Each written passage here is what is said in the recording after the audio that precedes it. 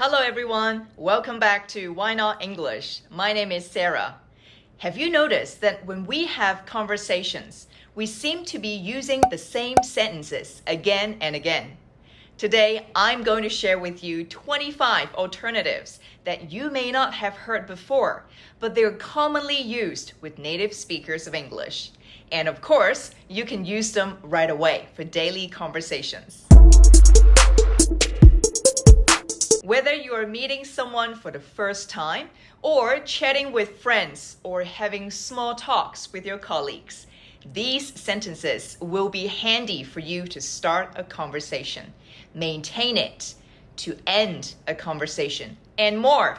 Right, let's get started with the lesson. First, let's talk about phrases that we can use when we meet someone that either you know or you don't know.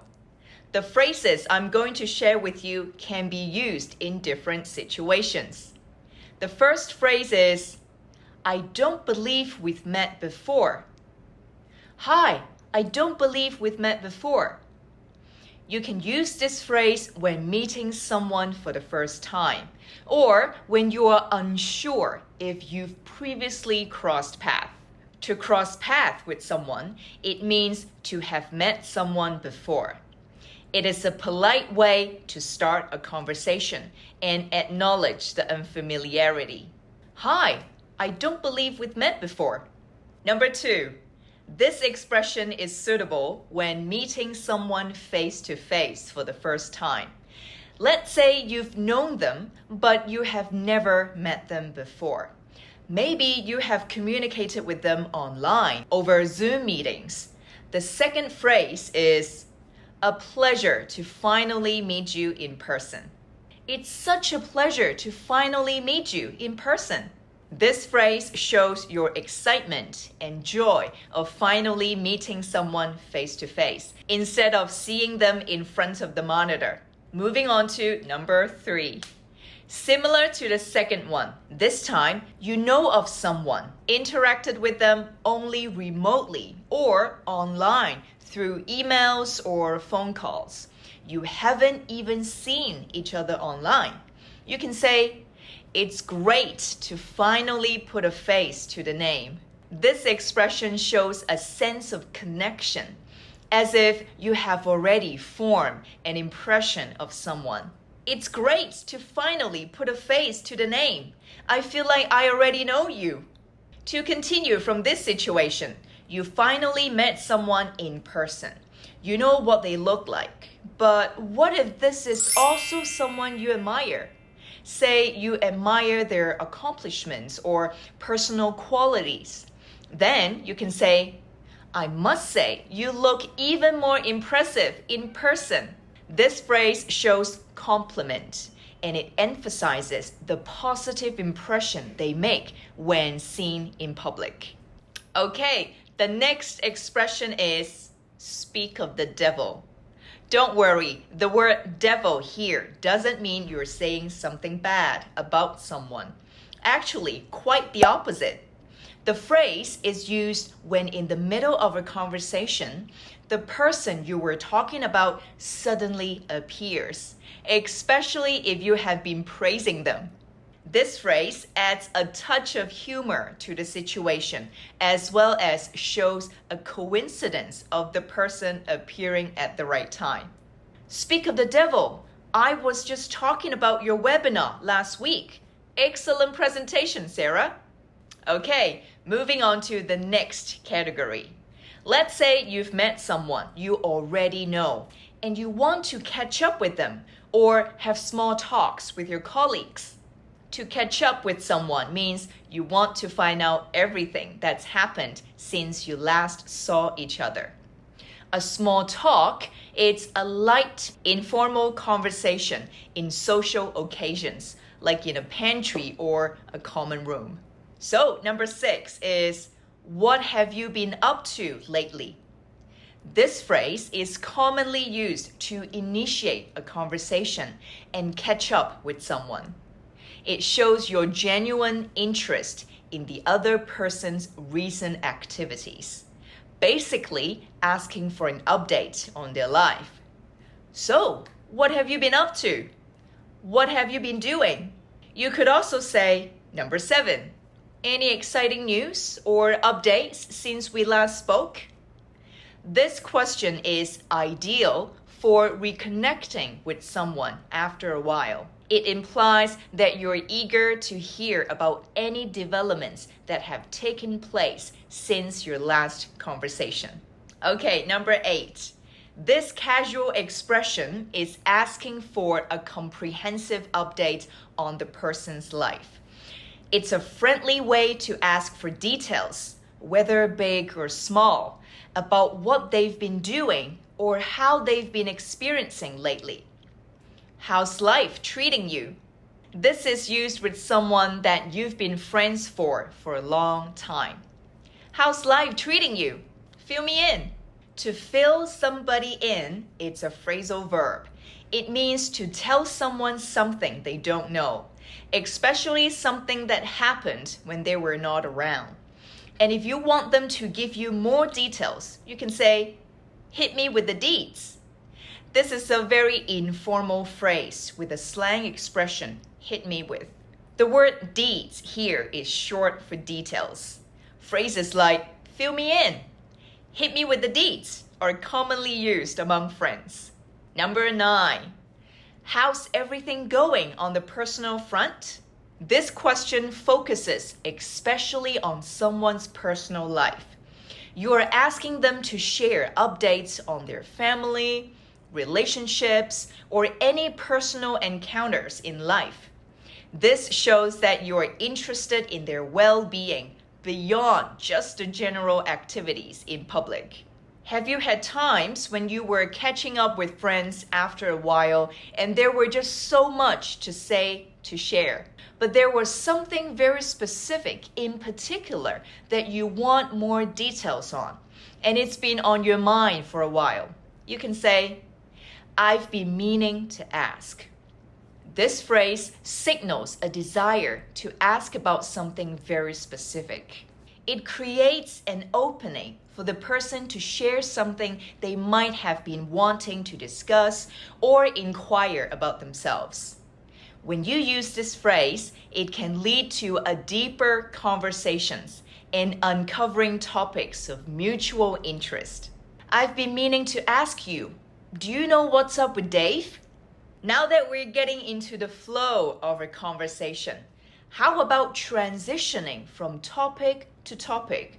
Or if you want to simply maintain your current conversation, what expressions can we use?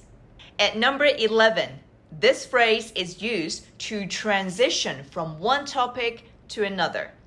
It allows for a smooth shift in the conversation, introducing a new subject for discussion. It's particularly suitable when you want to bring up something popular or any other widely discussed topic. You could say, on a different note, have we seen or talked or discussed about? On a different note, have you seen the latest movie everyone is talking about? Number 12. That's an excellent point. It reminds me of... You can use this statement to connect the current topic of discussion with a related thought or personal experience. It helps maintain the flow of the conversation because you're offering a relevant anecdote or your own observation about things. It's a great way to extend and expand on the conversation. That's an excellent point. It reminds me of the same encounter I had last week. Now you can continue on elaborating what happened to you last week. Let's say in the middle of your conversation, suddenly you want to bring back that was previously mentioned but put aside for whatever reasons. This phrase allows for a seamless transition back to the earlier subject and to ensure the continuity in the conversation. The phrase is, speaking of the previous topic. Speaking of the previous topic, have you heard about the recent developments in renewable energy? One more similar expressions to this one is, Can we circle back? With this phrase, you are also signaling a desire to discuss or dive deeper into the topic that was previously mentioned. Can we circle back to the sustainable energy options? The next phrase I will say goes very nicely with the previous expressions in terms of continuing a conversation. When you started talking about a certain topic and that you have added your personal experience, you might want to also invite the other person's opinion or perspective on the subject. This question encourages people to share their thoughts and insights in order to promote further discussion. I'm curious to know, what's your take on the current topic? What's your take on something basically means what's your viewpoint about something. This simple expression helps foster an exchange of ideas between people. What's your take on this health product?